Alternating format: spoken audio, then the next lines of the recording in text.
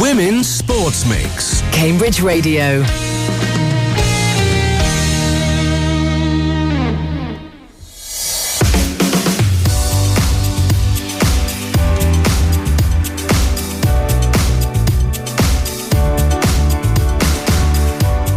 Hello, I'm Alex Elbro. And I'm Amy Gray. And we are the A-Team. Welcome to the Women's Sports Mix Show. In our fortnightly discussion about local women's sports, we aim to spotlight our talented sportswomen and promote grassroots sporting opportunities for women and girls in the region. And this is our last show of the season, but we have some great guests. We do, Alex. We are talking to Emily Bell, Gladiators champion 2026 and a Cambridge Rugby Blue. We love the Gladiators, so this is a very fitting end to the season. It is indeed. I can't believe we've managed to pull this off, but very excited. And also we'll be looking at Shelford Women's successful rugby season with Fabs Howell from the team. We'll also take a look at the latest football and ice hockey results, and including the drama of the County Cup final between Cambridge United women and Histon ladies. It's a very exciting show.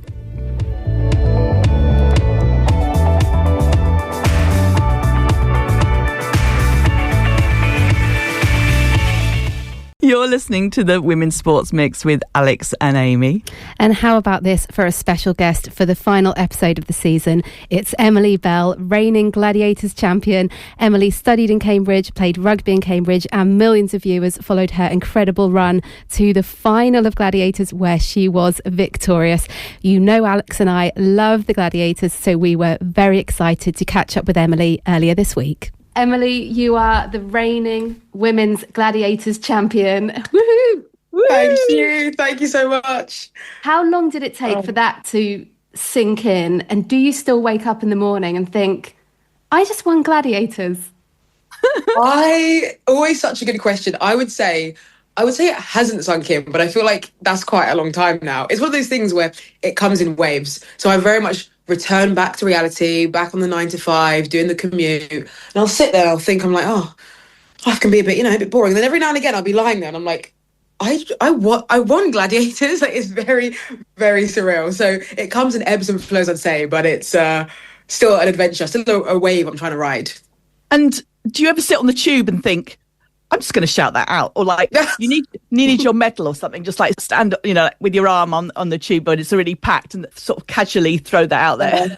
It's or say it very loudly to a friend. Exactly. I'm so loud and energetic, but on the commute, I turn all like somewhat the classic commuter face where everyone's just sort of chilling there. So I always feel a bit awkward. But when I won, the next day at work, I brought the trophy in. I was like, of course I'm bringing the trophy in. So I literally hold the G like a handbag. So I'm walking along the platform.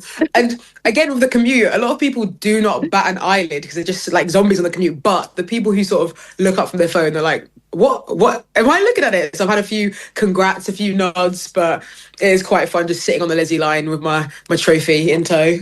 So this was filmed a little way in back, didn't it? So we found out much later. Yeah. So were you able to tell anyone, or did you tell anyone, or were you supposed to keep it completely quiet? I would say I am the secret keeper of the century. People think I've got a big mouth because I've got a big mouth. But when it comes to keeping secrets, that was about 7 months in the making. So there were people, I could have my friends, my family in the arena watching it live. So there were probably around 30 people, maybe max, who knew the result. But beyond that, I had aunts, uncles, teammates who wanted to know the answer, but I'm like, nope, just got to watch it. More fun to watch it real time. So yeah, kept that secret for many, many months. And when you were filming the show, Emily, I can't even begin to imagine doing the events, let alone the fact it's filmed and it's going to be prime time on BBC.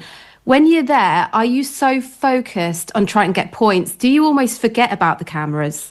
Yeah, absolutely. There was a point, I think, through the semi-finals when I realised it's a TV show and I feel like I'm being a bit boring.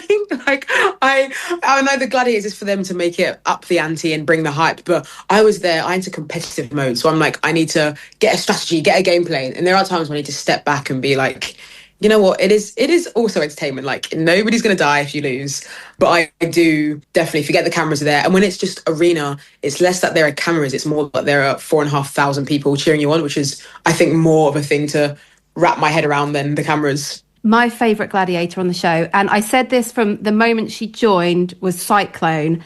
You got points off Cyclone. How did that feel? Oh, that was so surreal. Duel was my first event of this. I think I opened with Duel and ended with Duel with Sabre. And then when I survived, I do not know how long 30 seconds is. So I'm just stood there taking blows. I'm glad I wasn't mic'd up because I'm there like, like really painful. When the whistle blew and I knew it was a draw, and then they said that was the first time that's ever happened against Cyclone, I was like, wait a minute, maybe I can do this. Obviously apply for the lols, for the jokes, but not really envisioning the end goal being winning the whole thing. So I think that might have been a bit of an idea of actually, maybe I am built for this. And I think she took that quite strongly as well. She was definitely like, right, next time I'm going to get this. And you know, she definitely had something to prove every time, I think. Yeah, absolutely. I think they did a nice job of bringing that narrative of Emily versus Cyclone and back again, through to the quarters, through to the semis. That my dad also references it now, that me and Cyclone have the best sort of enemy narrative going on. So hopefully if the live tour happens and I'm there, I'll hopefully be able to relive it. It is organised separately from the production team who make the show, so I think it's a separate occasion, but a great opportunity to really bring it around the country so everyone can get a chance to see the Gladiators in action. Is very cool. You just said you applied for the lols, and you know, once you got the first thing, you thought, oh, hang on a minute, have you applied before, or what made you decide to apply for this? It was probably the Gladiator Fury, rugby player Jodie Ansley. Yeah. I followed her beforehand, not really knowing about Gladiator. Like, I'd heard of Gladiators from the 90s, but not very familiar. Saw she was on it, and then it was when I was at uni in Cambridge, it was between term time. So I was like, no one's up at Cambridge. I was like, oh, what do I do? Saw that the show was out, binge watched the entirety of season 1. And then at the end they go, if you think you can do this, apply now. And I was sat there and I was like, why not? Like, maybe I should. So I put a reminder in my calendar. It was during finals. So I thought, I'll put a reminder in. I'll forget all about it. And if I still want to apply in like a month or two, I'll just do it. And it came off my calendar 2 months later. Deadline is today. So I literally spring into action, answer these random questions, submit a video, forget all about it. And I think I actually applied for season 2. So where I applied the last set of applications, it informally closed. So season 2 comes and goes. I get no rejection. I think, oh, thanks for letting me know. Like, I heard nothing. And then it wasn't until they revamped that for season 3, I get an email like, hey, we saw your application. Are you still interested? And I answered the email and the rest is history. And what were your highlights of being on the show? Oh, I always forget because it's so... I feel like that's what a wedding day feels like, of you're trying to be in the moment, but it just sort of flies by and you're like, what just happened? So I have got it on a notes page. But in terms of events, knocking off Sabre in Duel in the final was very surreal. I also think I kept repeating to myself of themes of the journey was gratitude and pride. So there was a lot of gratitude in all my friends and family who came to support me, a lot of pride in myself for accomplishing what I never would have thought possible, because even something like the Eliminator, I did that 6 times in my heats. I'm pretty sure they edited out one of my attempts because it took me that long. So to go from that to doing it first time in the final and winning, I was like, that is unreal. Testament to just going again. Yeah. Ugh. And the Travelator, let's talk about this. This thing is an absolute nightmare. Everyone's exhausted by the time they get to it. I'm really interested in the psychology here. When you get there, how do you know when you're going to go? You might look over your shoulder and your rival's there. And everyone's, as you said, thousands of people screaming at you. How do you decide, I'm going to go for it? I wish it was me making the decision. I feel like it's just some other part of my body that decides to go. There's definitely a tactic of, if your opponent is right there, it's a race now. Just go for it and hope that you get up first time and they don't, or that you get up quicker. But if you are ahead, like I know for 3 of them, I had that head start. So I got off the balance beam first, and I could see them either coming down the zip line. So I was like, okay, I've got my time. But that's also what I did in the heat, and then had my time, ate the Travelator 5 times round, and had to just pure will and determination. But I think it's balancing slapping your legs a lot and thinking, right, legs, we just have to do this one more hurdle, and knowing that after that it's all over. So there is a bit of strategy, but equally when you're in it, it just absolutely flies by. It looks like it's really fast as well. Is it like running like full speed on a treadmill, but like at a height as well? Exactly that. I think when you do it, it's so quick and so steep, but you've also done the entirety of the other assault course. So I can't even hit my max speed because I'm knackered. And the thing with the Travelator that I find so difficult is you want to sprint, but the good posture for sprinting is having that chest down to get that, to drive that speed. But where it's at an angle, you have to have your chest up. Otherwise, you eat the ground. So you do this like almost Mr. Bean-esque run of chest up, sprinting. So it's very, very counterintuitive and very unnatural to any sort of athlete. Oh God, I don't dream of doing that travelator ever again. I closed my eyes. I remember after I had the heat, I had nightmares of the next sleep. I was there, I could see it in my dreams. I never want to see it again, but it is so quick. Oh gosh. I'm always shouting at that point at the telly because obviously I've never done it, and me and Amy would spend a lot of time talking about what people should do. Which I think is hilarious. It's a bit like watching rugby or football. You're like, get there. Exactly. Armchair, run quicker. Yeah, exactly. But what I've always noticed is, because I think of exhaustion, people are running at that as much as they can. And they often go to grab the end bit too early. And I'm like, keep going. Get past that bit, because that seems to be then people are grabbing and then they're flying back down. And I'm like, oh no. You are preaching to the converted. I have lived there. I did that so many times. Like, it's again as I got through each round, just fine-tuning the strategy. But it is that where I'm trying to run to the finish line, but it's like, don't run to the finish line, run through it. Because I get to the top and be like, I'm basically there. And I remember there's one bit in the heats when I almost pincered the top of the platform and I'm grabbing it. I'm like, what do you think is going to happen? Like, I'm not going to drag myself up with two fingers. But yeah, and also when you see on the TV, they're running full speed, putting all the energy and they're going nowhere. And you think you're better off just giving up because you're exerting all this energy, moving absolutely nowhere. Yeah, go again. Exactly. Sometimes you need to accept defeat and just do it again. But oh, grief, that travelator. Amazing. Absolutely amazing. But also, how did you played rugby at Cambridge while you're studying here. And what took you into rugby in the first place? For me, it was mildly by chance. I have always been very energetic, very active growing up, but never had a dedicated sport from a young age. And then my local rugby club came to my secondary school when I was in year 9, so I was 13 years old. And they're like, yeah, we're doing women's rugby as an after-school club. And I remember thinking, violence. My first thought was, violence. This sounds fun, because I've got an older brother. Like, I wanted to do karate growing up, but never had the chance to. So rugby, I thought, was good enough. Joined the club after school. Never enough people to get anything going. So I was like, let me just join the local club. So joined my local club at year 9. And as they say, the rest is history. I've been playing ever since. And then worried about coming to Cambridge and hearing about the blues. And it sounds so, like, oh, am I good enough? What's going to happen? And then I joined Cambridge during COVID. So very grateful to rugby, as it gave me a lot of my friends in first year when everything was shut. You couldn't mix with any people. So, very grateful for rugby. And so you played for Cambridge all through years? 4 years, yeah. I did French and Spanish. So I had a year abroad, 4 years, but I say coincidentally, it was quite intentional. Came back I did 5 months in Chile, 5 months in France, and then 2 months sandwiched in between back for varsity. So I came back to England, trained back at uni, played varsity, and I was like, right, bye guys, I'm going back on my year abroad. But yeah, all 4 years playing blues. And what are your memories of Cambridge as a city and your university and rugby life here?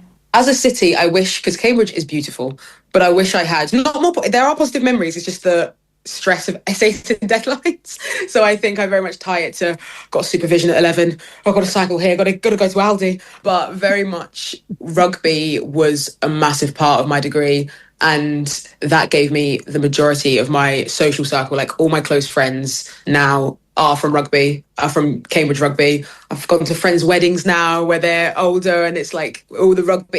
It's always a lovely reunion to see them all again, and we're in different paths in our lives, studying different things, different ages, but unified by rugby. It's really lovely. It's a very special 4 years of my life of Karufka.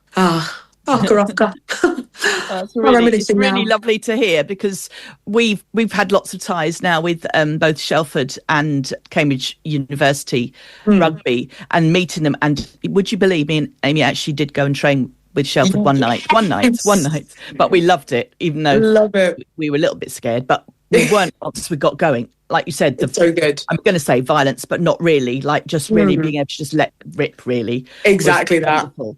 And I think it's wonderful to see people like Jodie Ounsley and all the Red Roses and everything that was happening last year, that people are just taking it now. They are taking it for granted. It's wonderful. That wouldn't have happened just a few years ago. It really wouldn't have happened. So true, the difference. Like, even now where I train in London, and before training there'll be girls football like around 10 years old, and there's loads of them, and I always get emotional thinking how nice of an opportunity that they're from that young, they can play with other girls and they're not just chucked in with the boys and having to sort of, there's no space for them, that they have a dedicated space for girls and women's sports. I love it. So you said you're training now. Do you still play rugby now? I do, but I'm more playing rugby league. Oh, don't tell some people. So I'm still technically doing both. I have both teams, but we're going to summer. It's now league season, training with London Broncos. So yeah, another rugby to get myself stuck in at. Yeah, slightly different rules and things. Exactly. How did you train for Gladiators though? You said you put the application in, and they were like, okay, well, how about this season? Did you do specific training for it, or did you just go with how fit you were already? No, people do ask me this, and I love yelling from the rooftops how great rugby is, because it is such a versatile sport, and the way you train, that I did not change or modify my training at all in terms of strength or conditioning. So where I was already doing sprints and cardio and weights and strength and power in my training schedule for rugby, I didn't. The only thing I did was I went to a CrossFit gym and asked them to teach me how to climb a rope, because in the elimination you got that. I thought I'll probably just do pure upper body, but if I need to do that fancy little foot trick, I can. I have it in the back pocket just in case. But beyond that, it was just rugby, which is great. However, I would say that exposes my flaw of my grip strength, because me and Hang Tough, that was quickly over. But I don't need grip strength for rugby. Did you get to do all the different, throughout all your different heats and things? They don't do them all every week, do they? So did you get to do all of them? Yeah, never as an actual event against the Gladiators, but we have before. I wish. So Powerball, as a rugby girl, Powerball, Gauntlet and the Ring were three that I really wanted to do. And I got Gauntlet in the final. But seeing some of the other girls do Powerball, I was like foaming at the mouth, like I want to tackle some. Where I've not been training rugby during Gladiators, I haven't tackled anyone in weeks. And I'm like, please. But beforehand, all the contenders get together and we have training days in the same way that the Gladiators do, just mainly for like health and safety, because there's some heights and falling and whatnot, and getting to grips with the gameplay and the rules. So briefly tried everything, but what you see is what you get in terms of the show. You can tell you're a rugby player, because Powerball, I think, has got to be one of the most brutal on there. I think there's been a lot of injuries, and yet you're like, bring it on. That's the one I want. Absolutely. Strap my ankle, I'll be grand. Oh, I want to get dump tackled by Fury. That's the thing. It's with going against Fury, and I really wanted to go against, especially for things like Powerball. It's a win-win for me. Either I do something cool against Jodie Ansley, and that looks great for me, or I get dump tackled by Jodie Ansley, and that's so cool for me. So I was like, win-win. It's so fun. That's the one. I mean, me and Amy again discussed the ones that we reckon we could have a go on. Although just at the end of the series, I was like, actually, I don't think I can do any of them. Powerball and Gauntlet, the two that I quite fancied. And that one where you go through smashing through walls, which destruction. Thought that looked like quite good fun, even if I probably wouldn't get through. Yeah, I quite enjoyed that one. And I did it 3 times, got 0 points every single time. So I don't think it's my sport, but it was good fun. It's like you say, of that pure unfettered rage of like, you can be as messy and as chaotic and as harsh as you want in the game. It's breaking through walls. It's when else do you get the chance to do that? Oh, it's fun. One of the things we talk about a lot on the Sports Mix is about visibility of women in sports. And with Gladiators being such a popular show, all of the brilliant contestants that are on there, the Gladiators themselves, it's sending such a strong message to other women and to young girls. It sounds like that's something you think about. Absolutely. I didn't realise at the time, because people came after and they're like, oh, you're inspiration and like a role model for younger girls.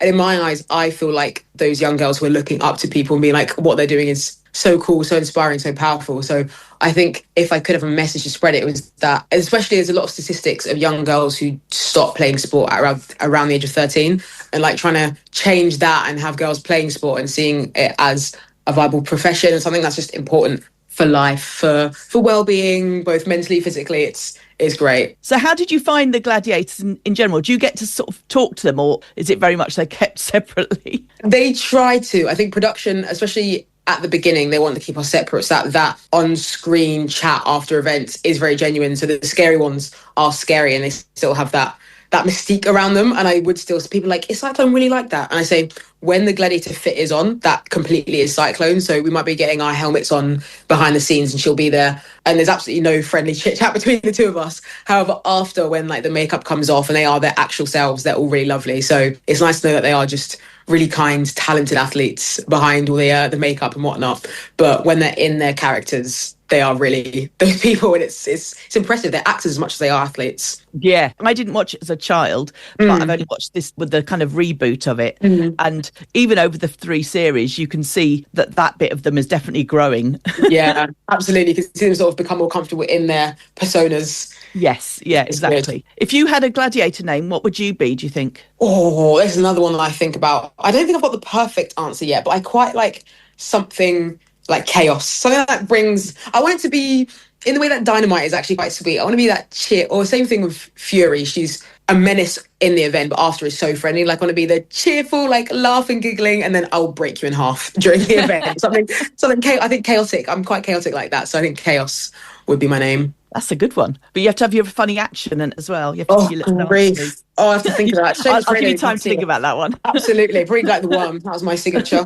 You're sorted. It's absolutely brilliant, Emily. Thank you so much. It was so good to speak to you, Mo. Thank you so much. Thank you so much for chatting to us, Emily. As we've said, we are huge Gladiators fans, and we kept saying, is there a Cambridge connection from someone here? Because we love what these women are doing. We need to get someone on the Women's Sports Mix. And there you were for season 3, and you only went and won it. So we are so happy for you. We feel very inspired by you. And thank you so much for chatting to us. Thank you so much, Amy and Alex. It's been an absolute pleasure. The pleasure's all ours. Thank you ever so much, Emily. You. Cambridge Radio Women's Sports Mix. This is the Women's Sports Mix on Cambridge Radio with Amy and Alex. And can we take a second here, Alex, to be hype women? Because it is our final episode of the season. You never know what's going to happen with sport. You don't. We couldn't have predicted what would be on this show. And yet here we are, absolute banger of an episode. Emily Bell as our special guest. Brilliant. Gladiators champion. I mean, hello, what a guest we had. Hope everyone enjoyed that interview. Shelford Rugby, some of the results they've had this season. Second in the league, Alex. Yes, they are playing the top rugby in the area at the moment, and they may not have quite made promotion this year, but when we speak to Fab, she'll tell us why and give us all the explanation of why that is, but they are gunning for it next year. And Cambridge Kodiaks, their first year in Women's National Ice Hockey League 1, they challenged for playoffs, they took points off the best teams, and then the cherry on top, the County Cup at the end of the season, Cambridge United women versus Histon ladies. U's looking to retain the cup after a tough season, so they're going to want that. Stute's looking to win it for the first time, and it goes to penalties. And I haven't even mentioned Histon ladies won all of their games, their league games this season. I mean, I need so to lie much, down, Alex. I know. I need a cup of tea. Yes, I know. We have to try not to overstress ourselves, but absolutely brilliant. And we're so proud of all the women that we talk to and all the people that help and volunteer with everything in women's sports. It's brilliant, isn't it? It's all growing. We were at that final last week on the 29th of April, the Wednesday night, at the Cambridge City Ground at Sawston. And as you said, it did bring all the drama. It did, and it went to penalties. Histon scored all of their penalties. Cambridge United women, they missed one. And I have to say, your heart goes out to them. Oh, honestly. When that happens. I mean, you don't want anyone to miss a penalty, but someone's got to eventually, and you just don't want it to be you. So I do feel sorry for them. So we'll say commiserations to Cambridge United women, because you need 2 good teams to make a good final. And it was. Congratulations to Histon ladies. And as well as the County Cup, Histon ladies also secured that final win of the season, which was against Dunstable, for that 100% record. I spoke to assistant manager Liz Pamplin. Liz, let's start with that County Cup win against Cambridge United women. How were your nerves for that penalty shootout? I'm not going to lie, it was a little bit nervous, but I trust the girls, and you know, we got to that point, and the only thing you can do is leave it with the girls, leave it in their hands, and trust their technique and trust their nerve. And weren't they good? So good, each and every one of them. They were brilliant. And when it came to penalty shootout, had you practiced them? Did you know who your first 5 takers would be? We didn't know who the takers would be. We practiced them in training on Thursday night. It was the last thing we did in our final training session of the season. So we were prepared. And I think I've done a few of these in my career, and you get the girls to say who's confident to step up, because you don't know who's going to be on the pitch at the end of the game. And so, yeah, you say, girls, who's confident? Where do you want to be? And you trust it to their technique and trust it to their nerve, which I've already said again. I mean, they were faultless, weren't they? With penalty shootouts, in some ways, it kind of doesn't matter what the cup is. is, what the stage is, what the audience is, when you're stood on that halfway line and it's just you going up against the goalkeeper. I couldn't do it. Me and Alex were so stressed out. We were so stressed. I think it's just kudos to the team for doing that. Yes, and I'm a fair long time retired now, but I have done that in the past, and it is just the worst thing because it's just you and the crowd. And in the training session on Thursday, we'd done a bit of simulation where the girls were kind of trash talking each other, so it sounded like there was a crowd there. So we'd given them the best prep we possibly could, and again, as I say, I've said it 2 or 3 times now, it's who holds their nerve best, and the girls were faultless. And looking at the 90 minutes, did you feel that neither team really wanted to concede much ground? It was proving difficult to break each other down. What did you think? Yeah, I think so, but that's not dissimilar to our season. Most of our kind of success has been built on a rock-solid defence, and we knew that there was no way that we were going to give an inch. They wouldn't be able to get through us, and it was whether we could create enough at the other end to make a difference and win the game in the 90. And we tried, and we knocked on the door, and we had a few efforts and a few chances, and not least hitting the post with the very last kick of the game in the 90. But it was always going to be a game like that because both sides were desperate to win it, and we went into it as the underdogs. They're the team in the National League. They're the team with the budget. We've never won the cup before. It was just a real leap of faith for us. And as I say, the girls did everything we wanted of them and more. I mean, it must have been like the last action of the game. Was it a header off the post?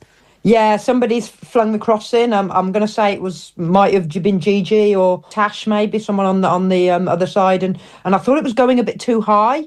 But Evie does what Evie does, and she's got herself up, and she's craned her head as far as she can, and it's just cannoned off that post. And I mean that would have won it in 90, but would have denied us all the fun of the penalty shootout. And how did everyone feel when you were celebrating? I actually have had to watch the videos back and see the pictures because I actually woke up the next morning not remembering it was real or what had happened. So going back and looking at the pictures and it seemed unreal. It is unreal. It's not a competition that we should win. Cambridge United, the favourites, and they're the favourites every year. For us, it was a shot to nothing really. And I don't know how you process or celebrate that. They just went crazy, and watching the videos and the footage back just shows how elated everybody was. I mean, beaming smiles on the faces of people who are absolutely lovely, but beaming smiles is not the thing you see on their faces very often. So it was lovely to see that. Everyone was absolutely delighted. And Liz, you've been in football a long time. I've been watching football a long time. You put in so much work. When things like this happen, this is why we're obsessed with football, isn't it? Oh, yeah. I mean, one of our sponsors, who's a good friend of ours, has got myself and Darren a gift at the end of the game. And on the bottom of the picture that I got, it says, "Football writes the most amazing stories." And it's true. I mean, just unreal. I've been in football a very long time. This is the reason you're in the game, for things like this. And they don't always happen in everyone's career or everyone's life, but we're very, very fortunate to have been in a season that looks like this, because as long as I play or coach or manage or watch, I don't think I'll see anything quite like this one again.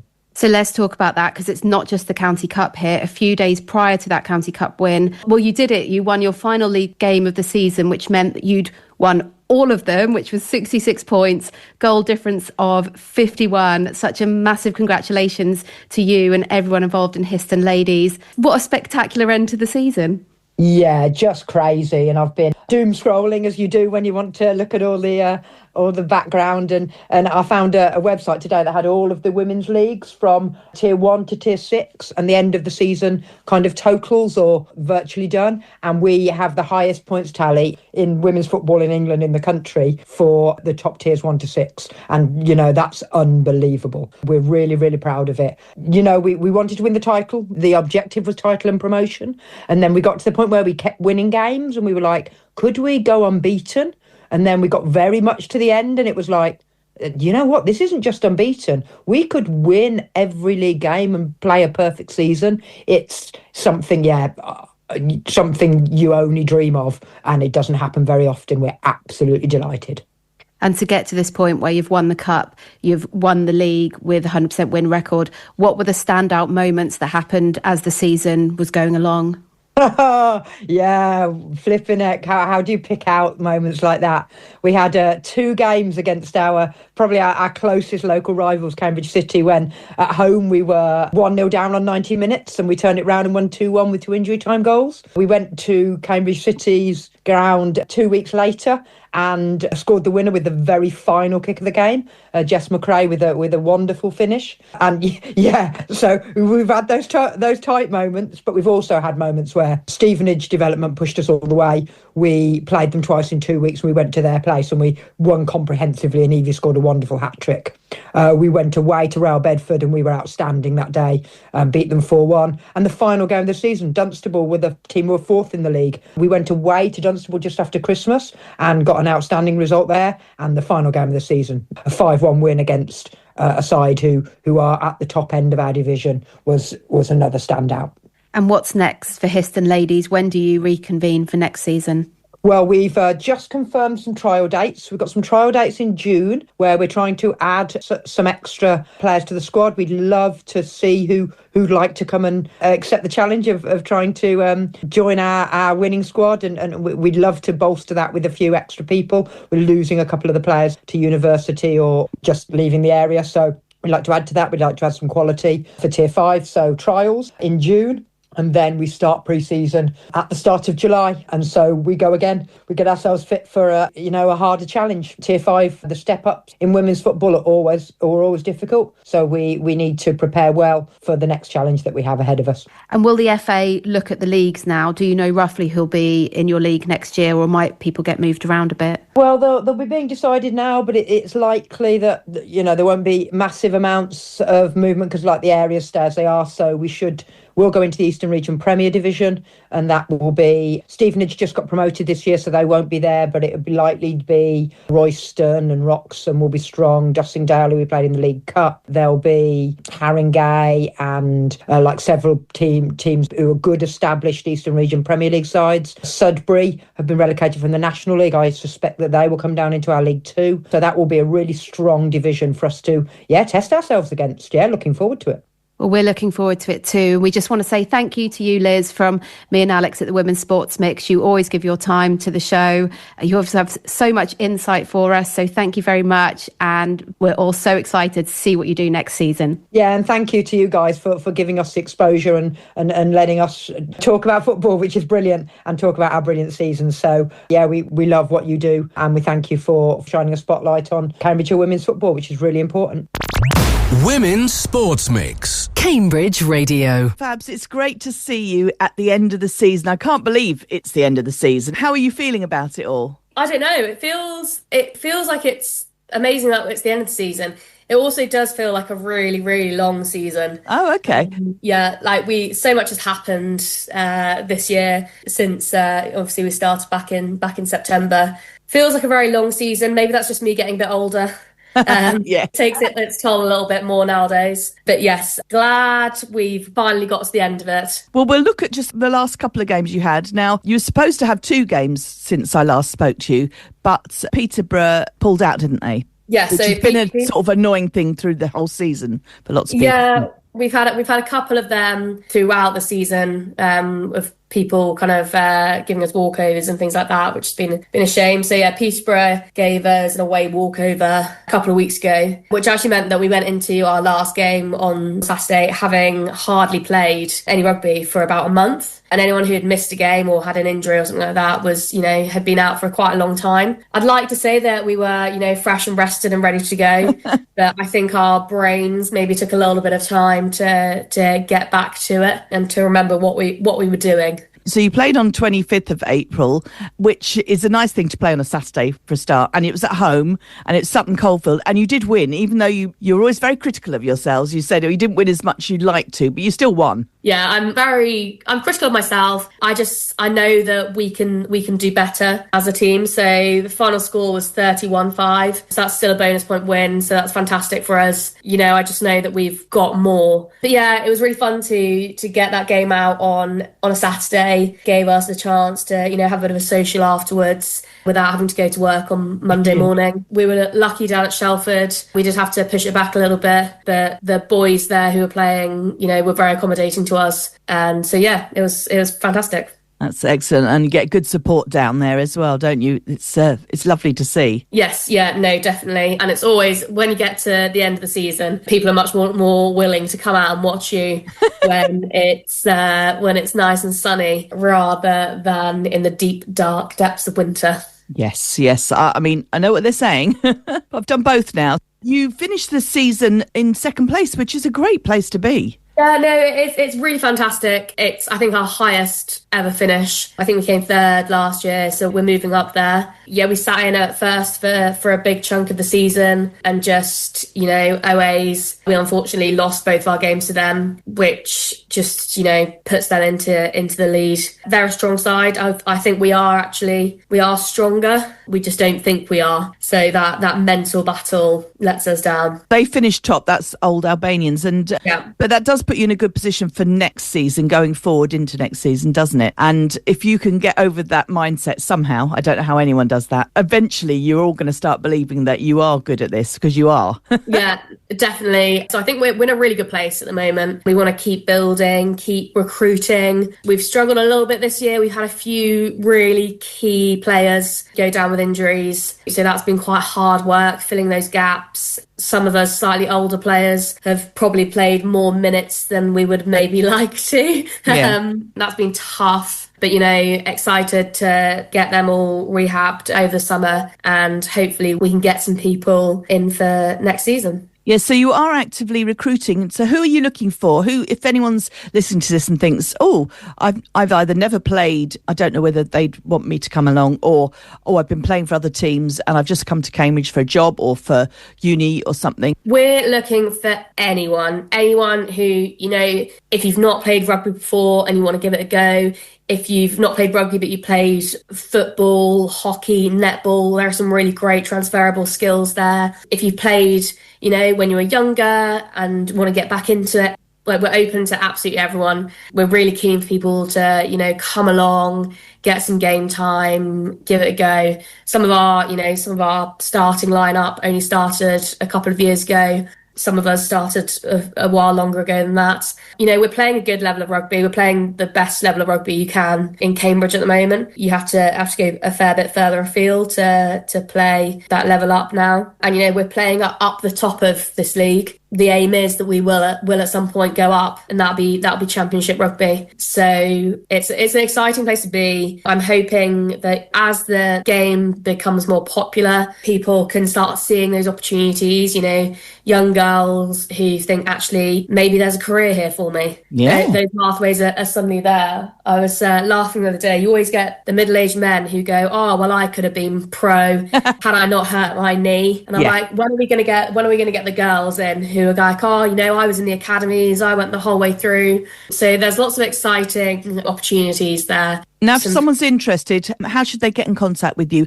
And when are you starting training back again? Is it sort of July-ish? Yeah, so we'll have a little bit of time off now. Some of the girls are off playing counties rugby and things like that. We've got a bit of time off. We'll probably get back into pre-season in July. And yeah, so if anyone wants to come along, we'll have it all out on our social media and stuff like that. But like messages on Instagram, messages on Facebook. There's an email address you can find online to messages on. Find anyone who looks like they might play rugby. At Shelford Women, yeah. And saying that, you're a very sociable bunch, aren't you? So if anyone is looking to join a great bunch of people, they can look no further. I saw you were all up in Scotland the weekend before your game. Yes, yeah, we went to Scotland for the England-Scotland women's match at Murrayfield. Yeah, about 20 of us went out for that, and that was a fantastic weekend. It was really nice to get away with the girls. As a team, it's sometimes you spend more time with some people, so it's nice to, spend some time with some other people, get to know some people a bit better. That was a really fantastic occasion. It was the highest attended Scottish women's sports match ever. I feel, as I've said this before,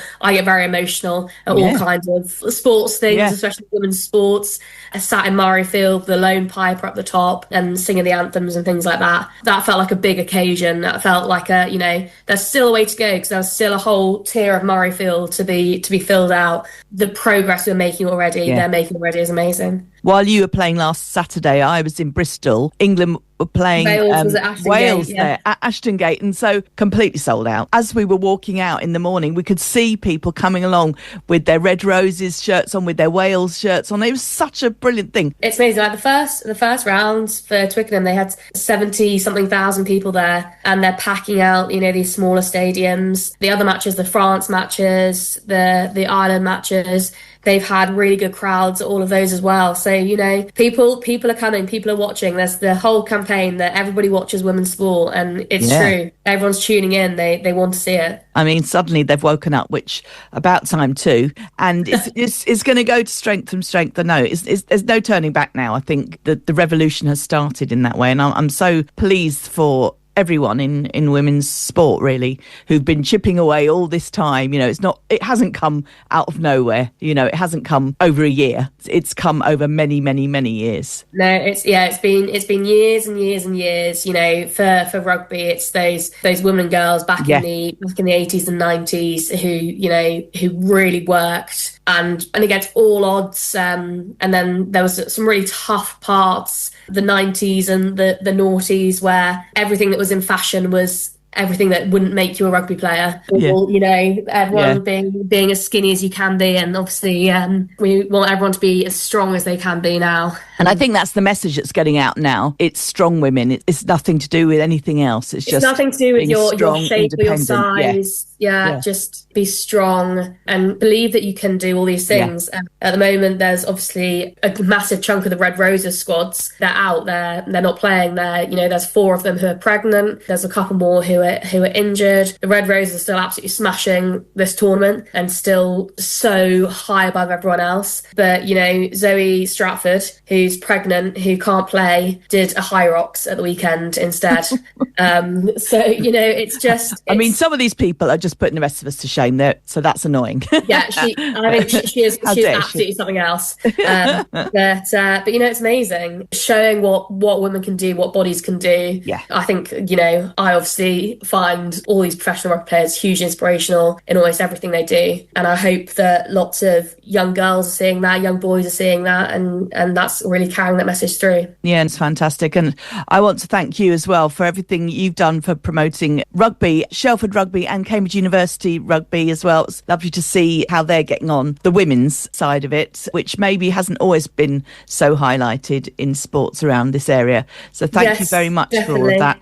And a final thank you for introducing us to Emily Bell, one of your mates, because without me realising that you knew Emily, we wouldn't have been able to talk to her about her fantastic Gladiator win and how she got into rugby and how she got into sport. Yeah, she's so fantastic. She's such character, and these are the kind of people that I've had the privilege of meeting through sport, and all of these people have completely changed my life. Yeah, rugby has without a doubt been the best thing that's ever happened to me. And that's what she says when we spoke to her. She said this is where her social life's come from, all through rugby. And so it's a sport, but it is also a way of life around the sport because the people are so great. Thank you very much, Fabs, for everything, and good luck with having a rest, then the training, and I look forward to coming down and watching you next season. Yes, thank you very much. This is Cambridge Radio, Women's Sports Mix. Thank you very much to Fabs Howell from Shelford Women's Rugby, and an exciting time to be playing rugby in the area. So do check them out if you are interested in playing for them next season. This is the Women's Sports Mix on Cambridge Radio with Amy and Alex. And now to ice hockey and the latest from the Cambridge Kodiaks. Thanks, Alex. Yes, the Kodiaks have picked up another 2 draws since our last episode. It was 2-2 against Streatham Storm on the 26th of April, and also 2-2 against league winners Swindon Top Cats. That was last Saturday, May the 2nd.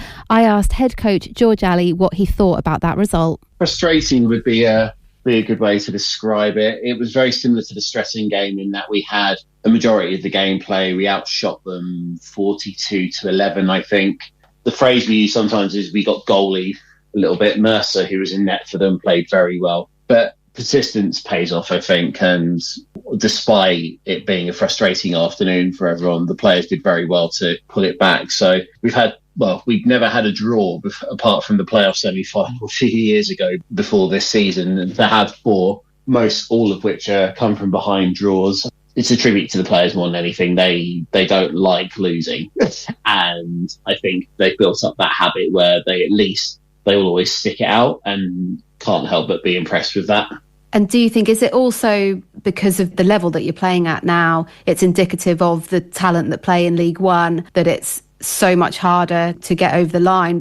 There's an element of that, yeah. Swindon and Streatham, sometimes you don't know which players are going to be facing you across the ice because of their links with elite teams. But I don't think that's a problem. I think it's better for us as a club to be playing those players. Swindon are very organised, and the Streatham team we faced last weekend were also very young and very talented. And I think that will make our players better going forward. But absolutely, I mean, in every one of these games where we've had draws, for the most part, we have outshot the team, outshot our opponents. So I think we're going the right way. We just need to tidy up a few things, whether it's how we create our scoring chances so we're getting quality over quantity, or we look at what we're doing when we're taking those opportunities and what we can do to capitalise more.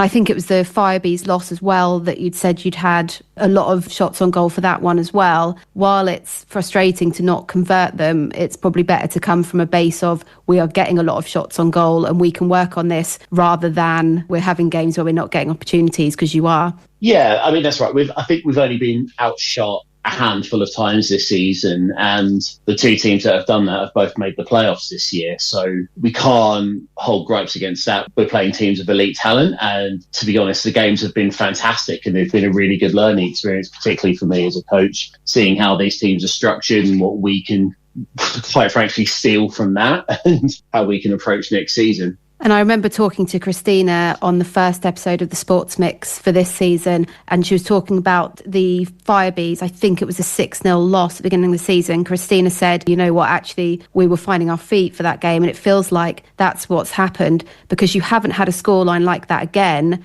and you were pushing those top two teams all the way. Yeah, I couldn't say it better myself. Even though we played a few of those players when we played Queen Bees in a pre-season friendly, it's very different when you get into a league game. They'd already played a handful of games, so they were already rolling with momentum, and it was our first league game of the season. There were some cases where players met each other on the bench or in the dressing room in the build-up to that Firebees game, just because of availability in summer and everything else. But we've learned a lot about our players this season, how we manage those relationships and how we can build stronger partnerships amongst players. Because it's only a part-time game, we can't build 5-player units like, say, the Russian teams of the 80s, but we can figure out good partnerships and how we can build combinations to tackle the league next year, because we want to go a step further. We at least want to make playoffs next year. So it is Firebees and Top Cats that are the top two teams in the league and go to the playoffs. But you do have another game to go this season, which is away on May 9th against Firebees. Knowing that it's your last game and they've already secured the top two spots, what are your thoughts going into that game? Have fun with it. It's a midday face-off as well, so it's going to be hopefully an early trip back. But we'll see who's available for the game this week, and really, because there's a handful of players leaving, so since this is for the last episode, I should go out and say we will be losing Josie Milton, Alicia Anderson and Chloe Carter after this season, because they're going on to pastures new, whether it's university or jobs and otherwise. And because it's going to be their last game, we want them to have enjoyed their time with us, and we want it to have been memorable. So as long as we're all having fun, we want them to remember us in a positive light. So I wanted to go out and say that as well. But yeah, it's mostly just have fun, enjoy the game and keep battling, because I think that's what makes the games better, to be honest. I think that's what teams have liked about us, is that we are a tough team to play against. Looking back, what are the games and the performances that stood out to you? I would say the 7-1 win against Chelmsford quite early in the season.